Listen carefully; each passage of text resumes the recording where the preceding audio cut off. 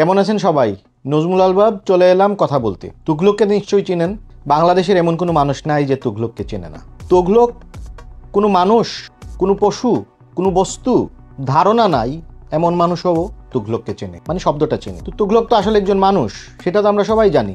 তুঘলক ছিলেন দিল্লির সুলতান, চতুর্দশ শতকের সুলতান। এই লোকের যতদূর শোনা যায় জ্ঞান গরিমা অনেক ছিল, ভিশনারি ছিলেন, অনেক অগ্রগামী চিন্তা করতে পারতেন, অনেক ভাষা জানতেন। সোজা কথায় শিক্ষা দীক্ষায় তিনি অনন্য ছিলেন বলা যায় সেই সময়ের জন্য। কিন্তু মানুষ সেসব মনে রাখেনি।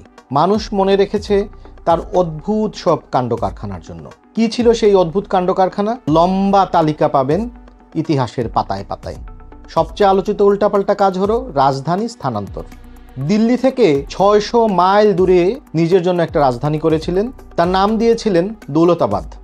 দৌলতাবাদে রাজধানী স্থানান্তর নিয়ে আধুনিক ইতিহাসের মানুষ যারা আছেন তারা তুঘলককে ভালো ভালো কিছু কথা বলতে চান, কিন্তু মূল কথা হলো এখন ভালো কথা বলে লাভ নাই। সেটা একটা অদ্ভুত উদ্ভট কাজ ছিল, ইতিহাস প্রমাণ করেছে সেটা। প্রিয় বাংলাদেশ, তুঘলকের কথা রাখি, সবাইকে নতুন বছরের শুভেচ্ছা জানাই।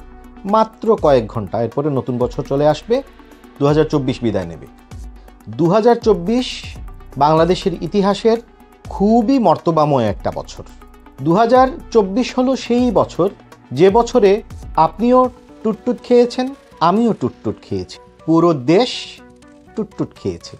2024 সালকে লালবদর বাহিনী মনে রাখবে তাদের স্বাধীনতার বছর হিসেবে, কিন্তু আমরা যারা 1971 সালে স্বাধীন হওয়া বাংলাদেশে বিশ্বাস রাখি তারা মনে রাখবো বঙ্গবন্ধুকে অপমান করার বছর হিসেবে। আমরা মনে রাখবো মুক্তিযুদ্ধকে অপমান করার বছর হিসেবে।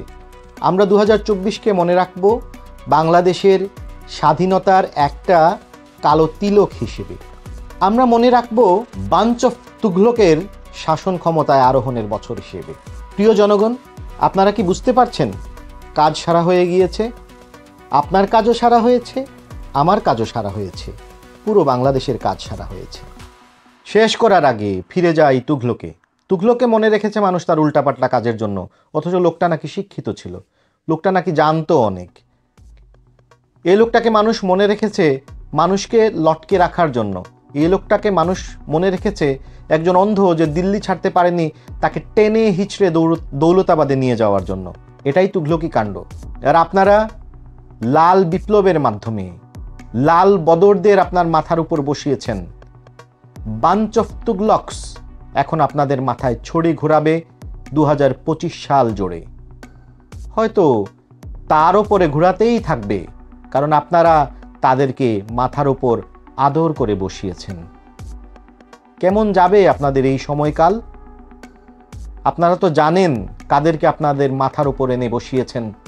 এরা তারা যারা 71কে অস্বীকার করে, যারা বাংলাদেশের স্বাধীনতাকে অস্বীকার করে, যারা 16ই ডিসেম্বরকে বিজয় দিবস হিসেবে মানতে চায় না, যারা মুক্তিযোদ্ধাকে অপমান করে, যারা বঙ্গবন্ধুকে অপমান করে, যারা স্বাধীনতার ঘোষণাপত্রকে অস্বীকার করে নিজেদের মনগড়া এক ঘোষণাপত্র জারি করতে চায়, যারা সংবিধানকে ছুঁড়ে ফেলতে চায়, যারা আদতে আমাদের অহংকারের সব কিছুকে আস্থা করে নিক্ষেপ করতে চায়, সেই সব তুঘলকদের মাঝে, সেই সব তুঘলকের ছায়াতলে আপনাদের 2025 সাল আনন্দময় হোক। সবার জন্য শুভকামনা। ভালো থাকবেন সবাই।